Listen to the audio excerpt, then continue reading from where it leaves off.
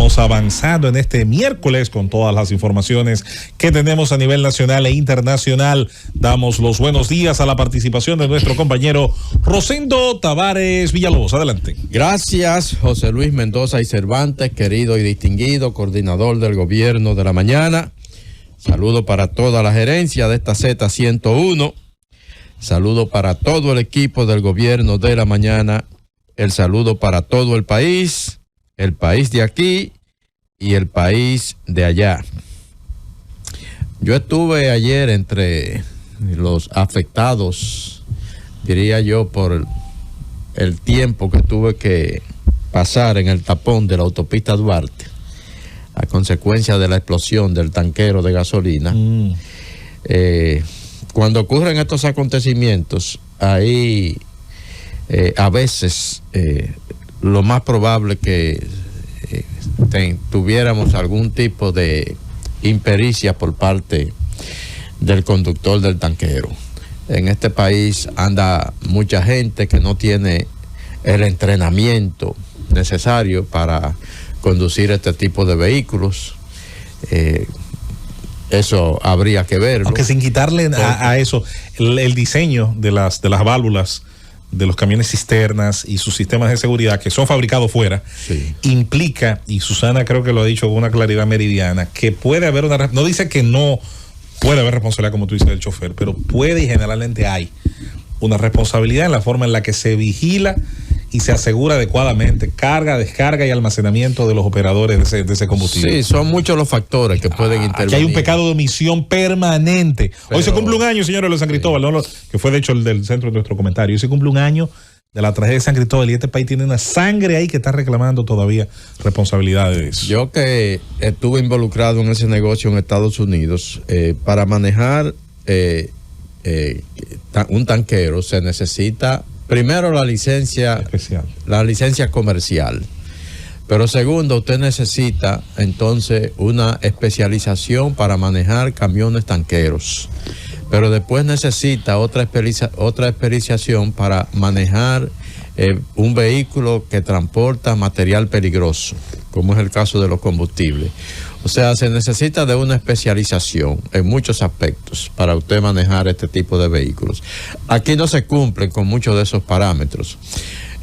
Aparentemente primero el camión se vio involucrado en un accidente, luego chocó con un poste del tendido eléctrico y ahí entonces se desencadenó ese traumático evento del día de ayer. Yo comencé a ver la humareda desde unos cuantos kilómetros antes. Y le dije a mi familia que iba conmigo hacia Santiago, miren, parece que hay un fuego allá adelante. Bueno, cuando llegamos ahí al cruce de Moca, debajo del elevado para la presa de Tavera, ahí nos encontramos con el tapón. Duramos un rato ahí, luego decidimos, cruzamos por sobre la acera, sobre los contenes, y logramos entonces meternos por la zona de Puñal. Y por ahí bajamos, por esos caminos interiores, que por cierto estaban... Hubiese ido también por Licey al medio. Sí, pero... Estaba ahí justo en la entrada de Moca. Y entonces nos fuimos por ahí y afortunadamente logramos pasar internamente. Le salimos ya delante del incidente. Pero señores, cuando me quedé en Santiago hasta las 9 de la noche, y cuando regresaba, que llego a ese punto ya cerca de las 9:30 más o menos, ahí estaba todavía la situación. Y el tapón en sentido sur-norte, desde la capital hacia Santiago, era inmenso a esa hora de la noche todavía. Yo creo que el principal problema que tenemos en este país para situaciones de ese tipo es que básicamente no tenemos ninguna otra vía alterna. Tiene uno es que ingeniársela entonces para lograr de alguna manera vadear la situación. Y cuando uno habla de vía alterna, bueno, eso es soñar casi soñarse, pero la verdad es que tenemos que comenzar a pensar en eso aquí en la República Dominicana. Miren, Venezuela está ahora mismo en un punto prácticamente incierto.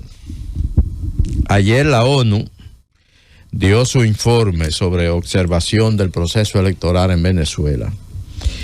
Y concluyó el panel de expertos que tuvo en Venezuela desde finales de junio hasta el día 2 de agosto, concluyó que en el proceso electoral y la forma en que el Consejo Nacional Electoral de Venezuela manejó los resultados del proceso, bueno, pues no se cumplieron las medidas básicas de transparencia e integridad, dice el informe de la ONU.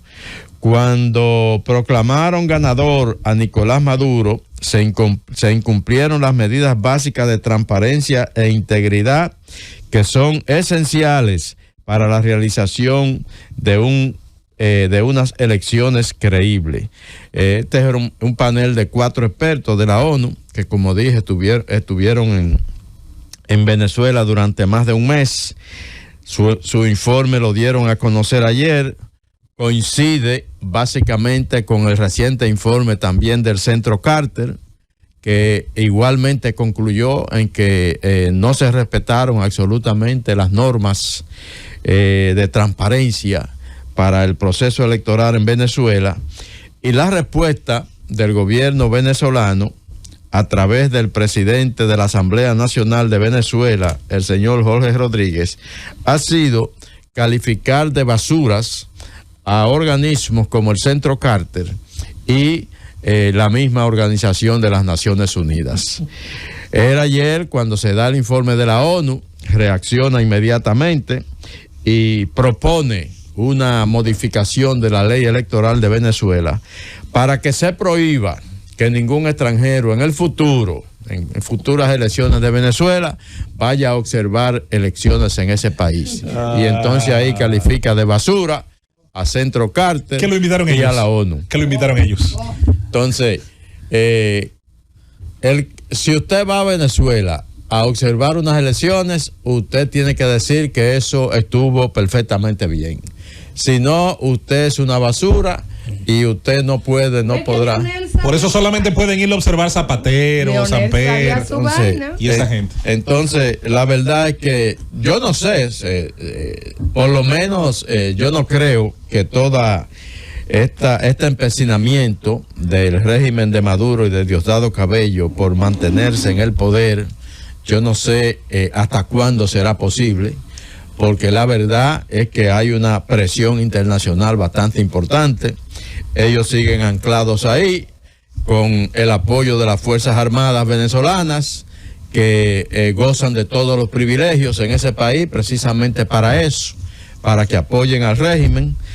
Tienen la administración de prácticamente los principales sectores de la economía venezolana y cuentan con el apoyo de naciones como Rusia, como China, como Irán, pero yo creo que cometieron un error de cálculo.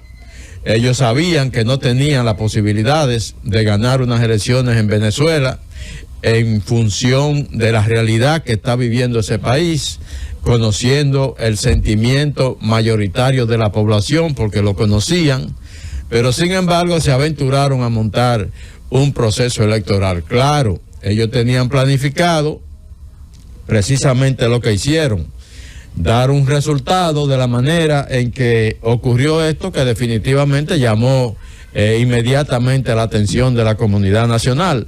Aparece un presidente del Comité Nacional Electoral con un papel en la mano y dice: aquí ganó fulano y no hay que presentar más nada. Ganó Maduro, y al otro día lo sientan al lado y lo proclaman ganador. De esa manera, claro, no previeron que la oposición también tenía su estrategia trazada.